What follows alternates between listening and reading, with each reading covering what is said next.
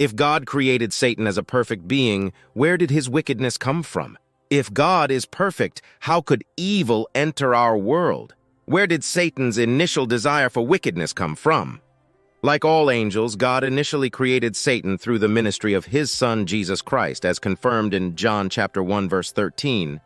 In the beginning was the Word, and the Word was with God, and the Word was God. He was with God in the beginning. Through him all things were made. Without him, nothing was made that has been made. All creatures owe their existence to God, and nothing was created without him. It is important to highlight that all of God's creations were perfect, including Lucifer, who would later become Satan. If that is the case, how did imperfection and evil enter the world? How did humanity and even some angels become corrupted? How did Satan become malevolent? Let's reflect on these questions. The fall of Satan from grace is truly remarkable. To understand this is how the prophet Isaiah spoke about the origin and fall of Satan, saying, "How you have fallen from heaven, O morning star, son of the dawn. You have been cast down to the earth, you who once laid low the nations. You said in your heart, I will ascend to heaven. I will raise my throne above the stars of God. I will sit enthroned on the Mount of Assembly, on the utmost heights of Mount Zaphon. I will ascend above the tops of the clouds. I will make myself like the Most High.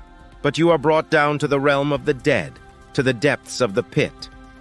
Ezekiel painted an even more surprising picture of Satan's original perfect state and his fall into the abyss. He said of Satan, "You were in Eden, the garden of God. Every precious stone adorned you: carnelian, chrysolite, and emerald, topaz, onyx and jasper, lapis lazuli, turquoise and beryl. Your settings and mountings were made of gold.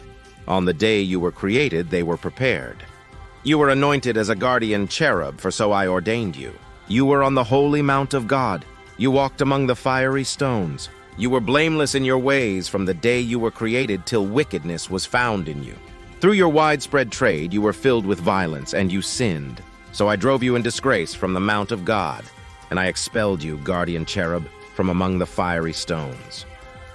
When Satan rebelled against God, he not only brought God's wrath upon himself, but also convinced a portion of the angels to join him against God. Some estimates suggest that about 1/3 of the angels followed Satan in his rebellion. At this point, Satan and his angels truly became evil and opposed to God, his divine plan, and the human beings he created. The word perfection captures the exceptional personal and moral qualities of Satan in his creation. He was not only full of wisdom, but also radiated stunning beauty. He possessed the seal of excellence, being perfect in beauty and blameless in his ways from the day of his creation. Both Isaiah and Ezekiel testify that he held the highest position among all created beings in the universe. It is also clear that he had a special and close relationship with God. He resided on God's holy mountain, which symbolizes the place of God's visible glory. However, without explicitly explaining how it happened, the account reveals that iniquity was found in this supposedly perfect angel. How did this happen? The best clue can be found in Ezekiel chapter 28, verse 17, where it states, "Your heart became proud on account of your beauty, and you corrupted your wisdom because of your splendor. So I threw you to the earth, I made a spectacle of you before kings." Due to Satan's proud and self-centered nature, his wisdom was overshadowed. He became obsessed with himself, pondering on his own beauty instead of focusing on the glory of God. This led to his downfall. This story highlights the danger of pride and self-obsession. In Luke chapter 10, verse 18, Jesus described witnessing Satan's fall from heaven like lightning. To fully understand what Jesus meant, let us examine the context in which he made this revelation. It was when 70 disciples returned after Jesus had sent them to preach and prepare the way for Jerusalem. Upon their return, they were filled with joy and perhaps personal pride. They reported to Jesus, "Lord, even the demons submit to us in your name." It was then that Jesus warned them against pride, saying, "I saw Satan fall from heaven like lightning." Jesus was cautioning against excessive pride. He was indicating that their delight in having authority over demons should not lead them to excessive pride. Pride is a sin that can lead to other sins. Just as excessive arrogance caused the fall of Lucifer and his expulsion from heaven, the disciples should be cautious to avoid this danger in their ministry. As a consequence of his misconduct and rebellion, God dethroned Satan, and he was expelled from his privileged position on the holy mountain of God and came to the earth. After his original sin, his punishment awaits him in the form of eternal fire, as mentioned in Matthew chapter 25, verse 41. Then he will say to those on his left, "Depart from me, you who are cursed, into the eternal fire prepared for the devil and his angels." Satan brought evil into the world despite being perfect in his creation, because evil originated in him as he developed pride and arrogance, turning something beautiful and perfect into sin and imperfection. Here are some of the things Satan said against God. "I will ascend to heaven," even though he already had access to the presence of God. Satan sought to reside in the place of God. "I will raise my throne above the stars of God." The reference to the stars symbolizes the angels and Satan's desire to elevate his authority above other celestial beings. "I will sit on the Mount of Assembly." This indicates that Satan aspired to rule over all matters. "I will be like the Most High."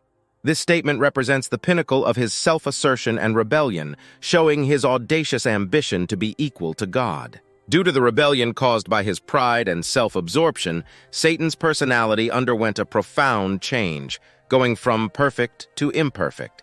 The holiness he once obtained from his Creator was lost, and corruption took its place. The exact moment of Satan's fall is not explicitly revealed in the Bible. However, we can deduce a time frame based on biblical evidence. At some point after the original creation of the heavens and the earth, Satan and his angels fell. It remains uncertain whether Satan fell before or after the creation of humanity, but it is clear that his fall occurred before Genesis chapter 3, where the temptation of Adam and Eve is recorded. Satan successfully deceived and seduced some angels to join him in his rebellion, leading to their permanent moral decay. After this seduction, there was no turning back for them, and they were condemned to an existence of sin and destruction. The book of Revelation, chapter 12, verse 4, symbolically describes how a third of the stars of heaven, representing the angels, were swept away by the dragon, Satan, in his attempt to thwart God's plans. It is crucial to remember that the same Bible that records the origin and existence of evil also portrays God as completely just and perfect in all his ways. He views sin as extremely wicked and worthy of judgment. God neither promotes nor perpetuates sin. As stated in James chapter 1, verse 13, "When tempted, no one should say, 'God is tempting me.' For God cannot be tempted by evil, nor does he tempt anyone. Temptation does not come from God, but arises from our own weaknesses. God is beyond temptation, and he does not tempt anyone." Satan, with his beauty, became a source of pride that ultimately led to his expulsion from God's presence. His own pride and self-importance corrupted his mind. He is still driven by pride, seeking to usurp what belongs to God. Understanding Satan's pride serves as a cautionary lesson for us, helping us to avoid such pride in our own lives through the empowering presence of the Holy Spirit. If you enjoyed this message, please share it with your friends and family and subscribe to my channel. May God bless you.